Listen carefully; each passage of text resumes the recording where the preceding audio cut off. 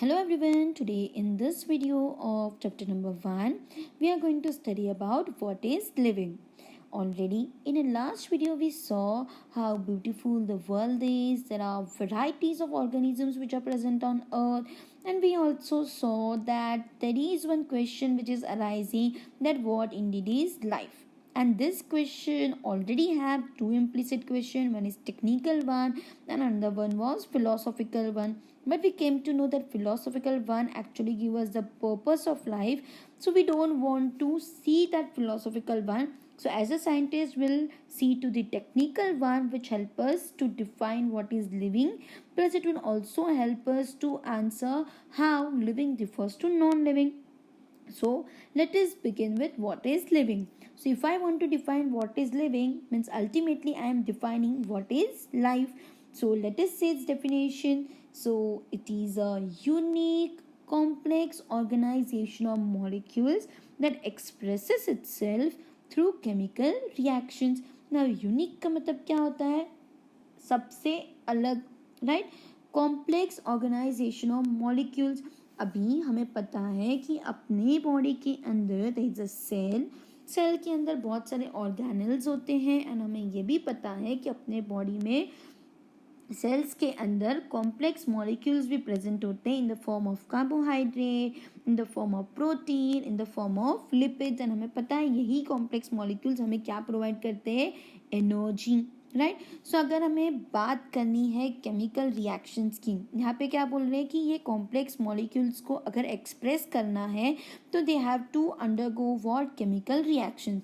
So there are two types of chemical reactions which are taking place in our body. Okay, so one is like कि complex molecules जो है it will get converted to simple molecule. Okay, and when this complex molecule gets converted to simple molecule, it will give rise to what? Energy. Fine.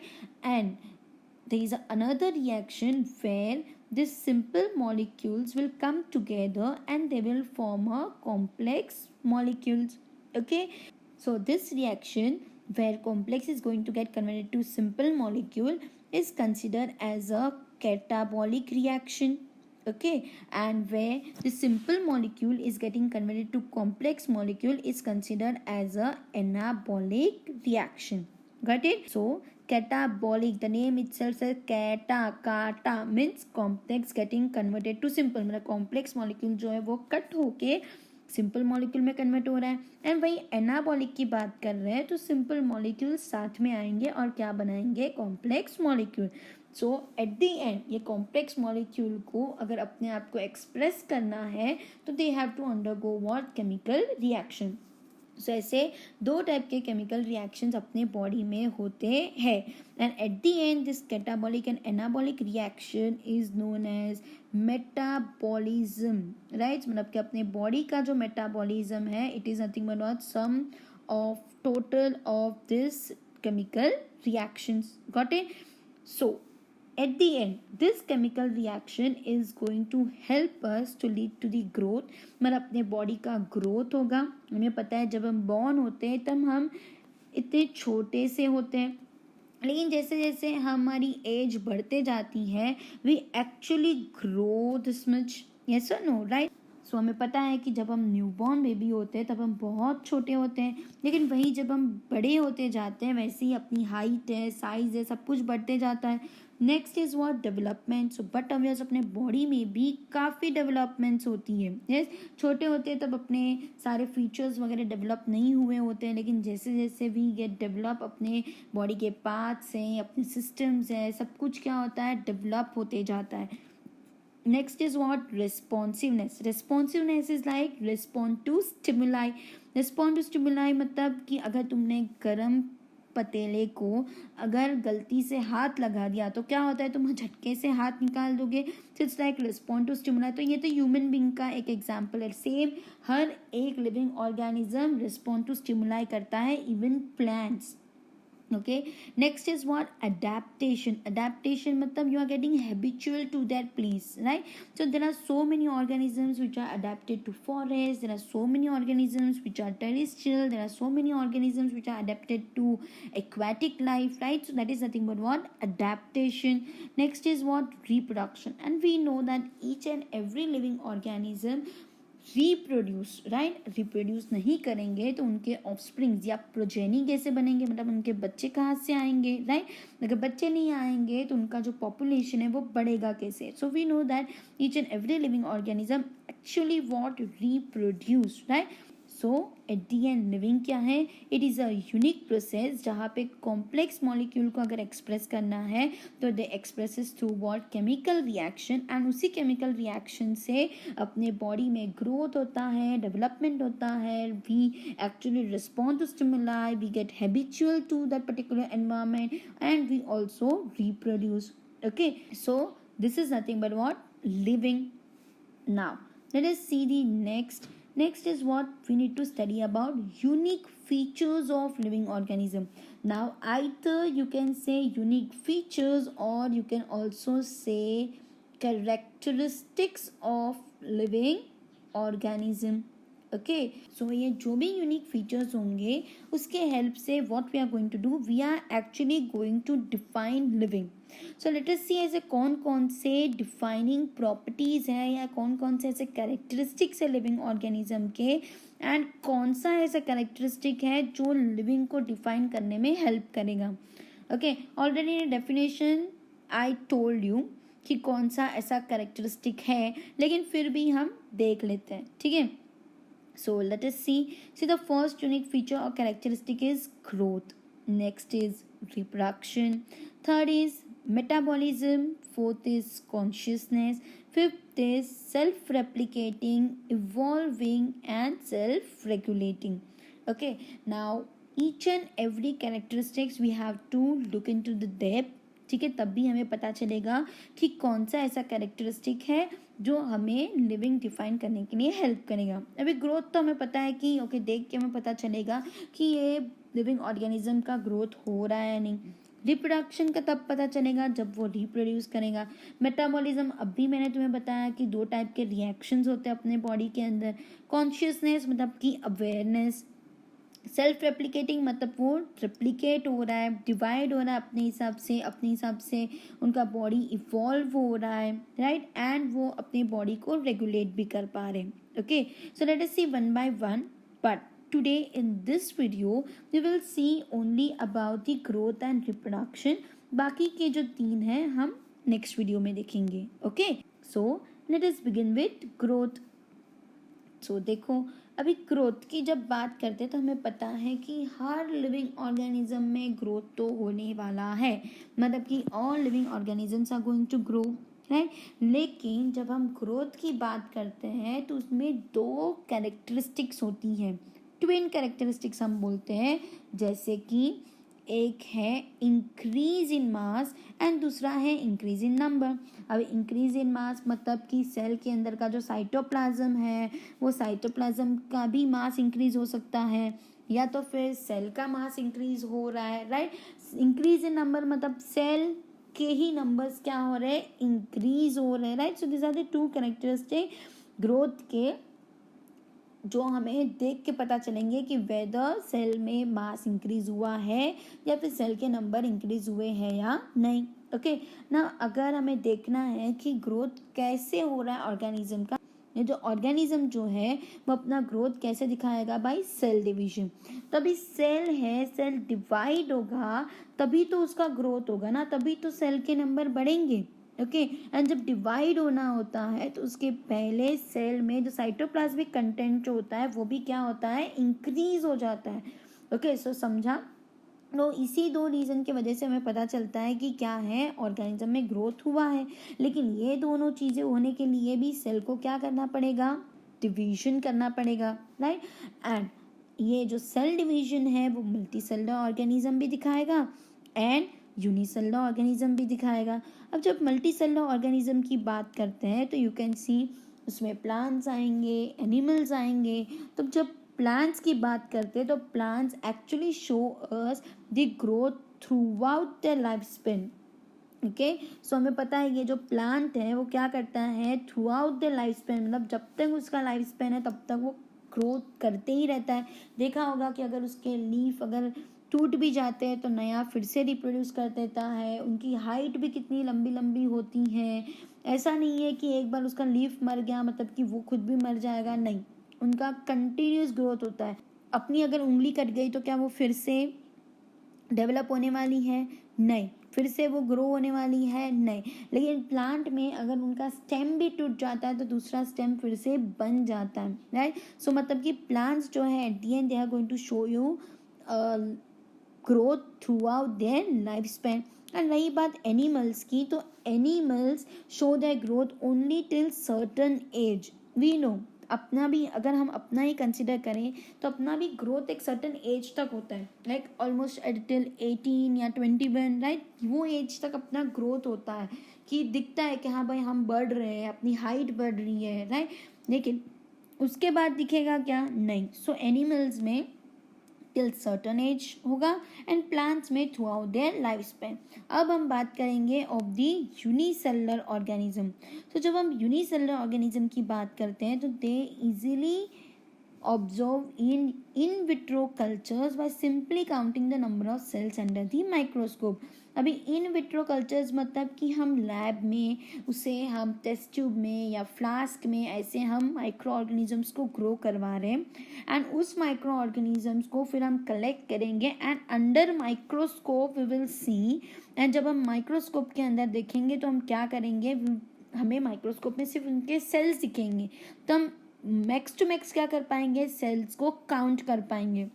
तो अगर हमने एक cell को लेके अगर हमने ग्रो करवाया है टेस्ट ट्यूब में या फ्लास्क में एंड फिर तुम उसको सैंपल को कलेक्ट करके माइक्रोस्कोप के अंदर देखोगे एंड अगर वो सेल 1 से 10 हो गए हैं या 10 से 100 हो गए तो हम क्या कर सकते हैं, वी कैन ओनली सी कि उसमें सेल का जो नंबर है वो इंक्रीज हुआ है, right. So ultimately multi cellular organism हो या यूनिसेलुलर ऑर्गेनिज्म हो, both are going to show the growth by cell division. Got it? Now let us see the next. In majority of higher animals and plants, growth and reproduction are mutually exclusive events. Now see, higher animals and plants में ये जो growth and reproduction जो है वो एक साथ चलते हैं, राइट। दोनों जो इवेंट्स हैं दोज आर म्यूचुअल। म्यूचुअल मतलब मिलजुल के वो लोग काम करते हैं। तभी देखो रिप्रोडक्शन मतलब giving rise to the new one. अब वो न्यू वन को अगर वो प्रोड्यूस करेगा पर्टिकुलर ऑर्गेनिज्म तो उसका भी तो ग्रोथ होने वाला है, प्लस अपने बॉडी में भी रिप्रोडक्टिव सेल्स तो बनते ही हैं तो उनका भी तो ग्रोथ हो रहा है, right. So at the end this growth and reproduction जो है वो क्या हो रहा है, एक साथ चलने वाले इवेंट्स हैं। नेक्स्ट क्या बोल रहे हैं कि ये इंक्रीज इन बॉडी मास जो है उसे भी हम क्या कंसिडर करते हैं, एज अ ग्रोथ। मतलब कि किसी भी ऑर्गेनिज्म के बॉडी में अगर मास बढ़ता हुआ दिखता है तो वो उसको भी हम क्या कंसिडर करेंगे कि ये पर्टिकुलर ऑर्गेनिज्म में ग्रोथ हो रहा है। लेकिन रही बात नॉन लिविंग ऑब्जेक्ट्स की, तो वो भी तो ग्रोथ होता है। अब आप सोचोगे नॉन लिविंग ऑब्जेक्ट्स ग्रो हो ही नहीं सकते तो ये कैसे ग्रो होंगे, तो they will grow by accumulation of material on the surface। मतलब कि if I take an example of mountains तो you can see कि mountain जो इतने बड़े बड़े होते हैं तो कैसे होंगे, उस पर rock का accumulation होता है, soil का accumulation होता है, इससे वो धीरे धीरे इतने बड़े होते जाते हैं, right. Next is what boulders। तो भी boulders, ये boulders का हिप कैसे बना है, तो सारे स्टोन्स एक साथ एक के ऊपर एक जमा होते गए तभी तो ये हिप बन पाया ना, तभी तो ये boulders बन पाया है। सैंड मोल्ड्स, अभी you can C in this sand moulds के ये हम्प बन रहे हैं, right. You can see your कि ऐसे माउंटेन जैसा सैंड का बन रहा है, तो ये भी कैसे बना, just because of what, accumulation of soil, right. So at the and ये नॉन लिविंग ऑब्जेक्ट्स भी हमें अगर ग्रोथ दिखा सकते हैं तो हम ग्रोथ को लिविंग ऑर्गेनिज्म को डिफाइन करने के लिए कैसे यूज़ कर सकते हैं, क्योंकि अगर इंक्रीज इन बॉडी मास की बात कर रहे हैं तो लिविंग भी तो इंक्रीज इन बॉडी मास दिखा रहा है, नॉन लिविंग भी इंक्रीज इन बॉडी मास दिखा रहा है। तो हमें अगर अच्छे से अगर लिविंग को ही डिफाइन करना है, अगर लिविंग की प्रॉपर्टी को डिफाइन करना है, तो हम ग्रोथ को कंसिडर नहीं कर सकते। तो रही बात अगर डेड ऑर्गेनिज्म की करते हैं, तो डेड ऑर्गेनिज्म तो ग्रोथ दिखाता नहीं है। तो डेड ऑर्गेनिज्म अब क्या है, मर गया है, तो वो तो नॉन लिविंग जैसे हो गया, तो उसमें भी तो ग्रोथ होना चाहिए, पर वो तो ग्रोथ नहीं दिखा रहा है, right. So at the and we cannot use growth to define living.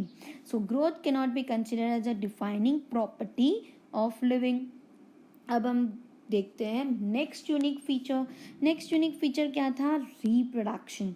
So reproduction help करता है या नहीं वो भी हम देख लेते हैं। So see the production of offspring by a sexual or asexual process.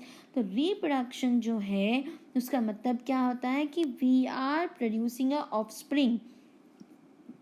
Offspring मतलब जो नए बच्चे आ रहे हैं, राइट। सो जो बच्चे जो प्रोड्यूस हो रहे हैं या ऑफस्प्रिंग जो प्रोड्यूस हो रहे हैं वो या तो सेक्सुअल मीन से हो या असेक्सुअल मीन से हो, लेकिन रिप्रोडक्शन तो हो रहा है।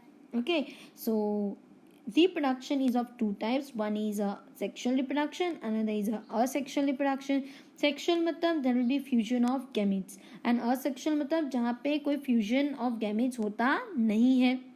ओके, सो सेक्शुअल रिप्रोडक्शन में अगर हम मल्टी सेलुलर ऑर्गेनिज्म की बात करते हैं, तो मल्टी सेलुलर ऑर्गेनिज्म में जो प्रोडक्शन ऑफ प्रोजेनी जो है, right, it possessing features more or less similar to those of parents. मतलब कि मल्टी सेलुलर ऑर्गेनिज्म के जो भी प्रोजेनी है, प्रोजेनी का मतलब ही क्या होता है, ऑफस्प्रिंग। ओके, प्रोजेनी का मतलब ही क्या होता है, ऑफस्प्रिंग। ओके, सो जो भी ऑफस्प्रिंग्स बनेंगे उनके जो फीचर्स है मोर और लेस किससे सिमिलर होंगे, उनके पेरेंट्स से। सो हमें पता है कि हम भी जो है अपने पेरेंट्स से कुछ डिफरेंट नहीं दिखते। देयर आर सम सिमिलैरिटीज जिसके थ्रू पता चल जाता है कि ये जो पेरेंट्स है उनका ये बच्चा है, right. The same you can C in this dog, either this might be a father, this might be a mother, लेकिन जो ये offspring या progeny जो है it is almost similar to the what their parents. fine, अब हम देखते हैं नेक्स्ट कि अगर हम असेक्सुअल रिप्रोडक्शन की बात करते हैं, तो असेक्सुअल रिप्रोडक्शन में भी पहले हम मल्टी सेलुलर ऑर्गेनिज्म की बात करेंगे, जहाँ पे ये जो मल्टी सेलुलर ऑर्गेनिज्म जो है ये 4 प्रोसेस से असेक्सुअल रिप्रोडक्शन कर सकते हैं। जैसे कि फर्स्ट इज व्हाट, स्पोर्स। तो देखो ये जो फंजाई का एग्जाम्पल है, जहाँ पे ये जो फंगस है वो क्या कर रहा है, उसका ये जो स्पोरेंजियम है, ये जो आउटर शेल है उसे हम क्या बोलते हैं, स्पोरेंजियम, जिसके अंदर क्या प्रेजेंट है, स्पोर्स। इन अ फेवरेबल कंडीशन ये स्पोरेंजियम बर्स्ट ओपन होगा एंड सारे स्पोर्स क्या होंगे, रिलीज। एंड स्पोर्स, ये स्पोर्स जो है individual each spores have an ability to give rise to new fungi. तो ऐसे इनका असेक्सुअल रिप्रोडक्शन होगा। नेक्स्ट कौन सा है, बडिंग।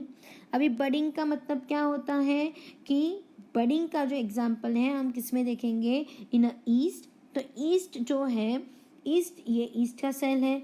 यू कैन सी एक छोटा सा बर्ड डेवलप हो रहा है उसके बॉडी के ऊपर, राइट। मतलब कि ये अगर पेरेंटल बॉडी है तो पेरेंट के बॉडी पे छोटा सा बर्ड डेवलप हो रहा है। अब ये जो नया बर्ड जो है वो क्या कर रहा है, चेन ऑफ बर्ड्स बना रहा है।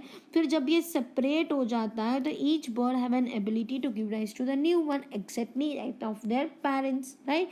तो ये तो था बडिंग का एग्जाम्पल। बडिंग का एग्जाम्पल हम और एक देखते हैं with the help of hydra. हमने पहला देखा ईस्ट में, अब हम देख रहे हैं ना हाइड्रा। सो हाइड्रा में भी यू कैन सी कि ये पेरेंटल बॉडी है, पेरेंटल बॉडी के साइड से ये छोटा सा बर्ड मतलब आउटग्रोथ डेवलप हो रहा है। ये आउटग्रोथ धीरे धीरे जब डेवलप हो जाता है, ऐसा लगता है कि अभी ये मेच्योर होने वाला है, then it gets off, right. मतलब टूट के नीचे गिर जाएगा, एंड जैसे ही वो टूट के नीचे गिर जाएगा it can give rise to a new individual. Okay, so this is how this asexual reproduction takes place by budding. अब हम नेक्स्ट एग्जाम्पल देखते हैं, that is about what, regeneration. अभी रीजनरेशन मतलब क्या होता है कि यू कैन सी कि ये जो ऑर्गेनिज्म है इसका बेस्ट एग्जाम्पल प्लेनेरिया में होता है कि अगर इसका ये हेड पार्ट कट हो गया है, टेल पार्ट कट हो गया है, ये ट्रंक है, मतलब तीनों पार्ट अगर सेपरेट हो भी जाते हैं तो ये हेड वाला पार्ट फिर से नीचे का पार्ट बना सकता है, ये ट्रंक वाला पार्ट मतलब बीच का जो पार्ट है वो हेड वाला पार्ट भी बना सकता है, एंड नीचे का टेल वाला पार्ट भी बना सकता है, एंड ये जो टेल वाला पार्ट है वो ट्रंक एंड हेड दोनों पार्ट भी बना सकता है। मतलब एट दी एंड अगर ये ऑर्गेनिज्म अगर कहीं से भी कट हो अपने आप को पूरा फिर से रीजनरेट कर सकता है, समझा। This is how the asexual reproduction by regeneration takes place. अब हम देखते हैं नेक्स्ट फ्रेगमेंटेशन। सो फ्रेगमेंटेशन ये मल्टीसेलुलर ऑर्गेनिज्म का it's about the spirogyra. So you can see कि कैसे ये जो स्पाइरोगेरा है वो क्या हो गया है, सेपरेट हो गया है। सो इट्स सेपरेट होके यू कैन सी ये फिर से अपने आप को डेवलप कर सकता है, मतलब कि अगर फ्रेगमेंट होता भी है तो भी it can also grow its part, right. So it is known as what, fragmentation. अभी ये तो स्पाइरोगेरा एंड फंगस की बात की, तो हम प्लांट्स में भी देखते हैं कि प्लांट्स में भी ये फ्रेगमेंटेशन आराम से हो सकता है। सी अगर हम इसे कट करेंगे, कट करके अगर हम इसे कोई न्यूट्रिशियस पानी में या सॉइल में फिर से अगर उसे रखेंगे तो फिर से ये प्लांट भी ग्रो हो सकता है। मतलब कि फ्रेगमेंटेशन वाला जो प्रोसेस है वो हमें प्लांट्स में भी दिख सकता है। It's just an exception case, okay. ना next will see in a unicellular organism. अभी यूनिसेलुलर ऑर्गेनिज्म में क्या क्या आएंगे, बैक्टीरिया है, यूनिसेलुलर अलगे है, अमीबा है, these are the examples of unicellular organism. अब यूनिसेलुलर ऑर्गेनिज्म में ये जो रिप्रोडक्शन जो है it is synonymous with growth. अभी हमने ग्रोथ में देख के आए कि ग्रोथ एंड रिप्रोडक्शन जो है वो म्यूचुअल इवेंट की तरह चलते हैं, राइट। तो सेम वे यहाँ रिप्रोडक्शन में भी क्या बोल रहा है कि यूनिसेलुलर ऑर्गेनिज्म जो है it is same like what, growth. क्योंकि सेल ये जो यूनिसेलुलर ऑर्गेनिज्म में हमें क्या दिखने वाला है, इंक्रीज इन सेल मास। इनका तो जो डिवीजन है वो बाइनरी फिजन से होता है। बाइनरी फिजन मतलब कि अगर सेल है वो ऐसे डिवाइड हुआ तो वो दो सेल बना देगा, फिर से ये डिवाइड हुआ तो ये दो, ये डिवाइड हुआ तो ये दो, राइट। तो it will divide by fission. मतलब एट दी एंड अगर ये रिप्रोड्यूस करता भी है तो हमें क्या दिखेंगे, सिर्फ number of cells which are getting increase. So हमने क्या देखा कि रिप्रोडक्शन जो है वो कितने टाइप के हैं, दो टाइप के, एक है सेक्सुअल एंड एक है असेक्सुअल। सेक्सुअल में हमने मल्टीसेलुलर ऑर्गेनिज्म के बारे में देखा, असेक्सुअल में मल्टीसेलुलर ऑर्गेनिज्म कैसे अलग अलग वे से असेक्सुअल रिप्रोडक्शन करवाते हैं, एंड यूनिसेलुलर ऑर्गेनिज्म में हमने देखा कि ये जो ऑर्गेनिजम्स हैं जब वो रिप्रोडक्शन करते हैं तो it is same like growth. क्यों, क्योंकि ये अपने हमें नंबर ऑफ सेल्स में बढ़ते हुए दिखते हैं। तो I just hope you understood till here. And so इससे हम रिप्रोडक्शन को डिफाइन कर सकते हैं या नहीं, देखो असेक्सुअल वाले भी कर रहे हैं, सेक्सुअल वाले भी कर रहे हैं, मल्टीसेलुलर ऑर्गेनिज्म भी कर रहा है, यूनिसेलुलर ऑर्गेनिज्म भी कर रहा है रिप्रोडक्शन। तो मतलब कि ये रिप्रोडक्शन तो होगा, राइट। सो रिप्रोडक्शन को हम डिफाइनिंग प्रॉपर्टी में इंक्लूड कर सकते हैं या नहीं, राइट। तुम्हें ऐसा लगेगा कि इंक्लूड हो सकता है बट एक्चुअली इट इज, देखते हैं होता है कि नहीं, ठीक है। सो सी अब देखो ऐसे बहुत सारे ऑर्गेनिजम्स हैं विच टू नॉट रिप्रोड्यूस। अभी ये क्या हो गया, अभी तो हम देख के आए कि रिप्रोडक्शन हर एक ऑर्गेनिजम्स में हो रहा है, अब ये बोल रहे हैं कि यहाँ पे रिप्रोडक्शन नहीं होता है। So yes there are some organisms जो रिप्रोड्यूस नहीं कर सकते हैं, जैसे कि mules. Mule is a combination of donkey and a horse. So ये हॉर्स एंड डोंकी के कॉम्बिनेशन से ये म्यूल बनाया है, लेकिन म्यूल कैसा हो गया है, स्टराइल। स्टराइल का मतलब होता है कि वो रिप्रोड्यूस नहीं कर सकता, ओके। उसके जो रिप्रोडक्टिव पार्ट्स हैं वो इतने डेवलप नहीं है कि वो रिप्रोड्यूस करवा सके। Next is what, Sterlite worker बीज। अभी ये बीज है, बीज में जो मेन होती है कौन सी, क्वीन। तो क्वीन तो बच्चे पैदा कर सकती है। Drone, drone is a male of a bee. तो मेल तो बट ऑब्वियस है, मेल क्वीन को जाके फर्टिलाइज करेगा तो वो बच्चे पैदा करेगी। लेकिन रही बात वर्कर बी की, तो वर्कर बी जो है सारे के सारे कैसे होते हैं, स्टेराइल। वर्कर बी को सिर्फ वर्क करने का, उनको सिर्फ काम करने का, दे कैन नॉट रिप्रोड्यूस। मतलब वर्कर बी जाएगी, नेक्टर कलेक्ट करेगी, हनी बनाएगी, वैक्स बनाएगी, सब कुछ करेगी, but it can not reproduce. Got it. Next is what, infertile human couples. अभी ये भी तुमने सुना होगा कि हम ह्यूमंस में भी ऐसे बहुत सारे कपल्स होते हैं जिनको बच्चे नहीं होते हैं, राइट। सो वो टाइम पे those are what consider as infertile human couples. क्यों, क्योंकि they are unable to produce a baby. ये तो तुमने सुना ही होगा, राइट? सो अब बोलो, अब हम रिप्रोडक्शन को कंसिडर करेंगे defining property of living organism की? नहीं ना, right? So we can not consider reproduction to define the property of what living. And let us see, of course non living object तो रिप्रोड्यूस कर ही नहीं सकता, ना वो रेप्लिकेट होगा, ना वो डिवाइड होगा, कुछ भी नहीं हो सकता, राइट? अगर तुम तोड़ दोगे तो टूट जाएगा, लेकिन जुड़ भी नहीं सकता है. Okay, so non living object जो है वो तो रिप्रोड्यूस बिल्कुल नहीं करने वाला है, ना ही वो अपने आप को रेप्लिकेट कर सकता है, ना कुछ. Okay, so it is so very clear कि रिप्रोडक्शन को भी हम as a defining property of living consider नहीं कर सकते. Got it? सो ना हम ग्रोथ को कंसिडर कर सकते हैं, ना हम रिप्रोडक्शन को कंसिडर कर सकते हैं. तो हम किसको कंसिडर करेंगे, तो वो हम देखेंगे in a next video. So I just hope you people understood till here. Study well, and if you have any query, let me know.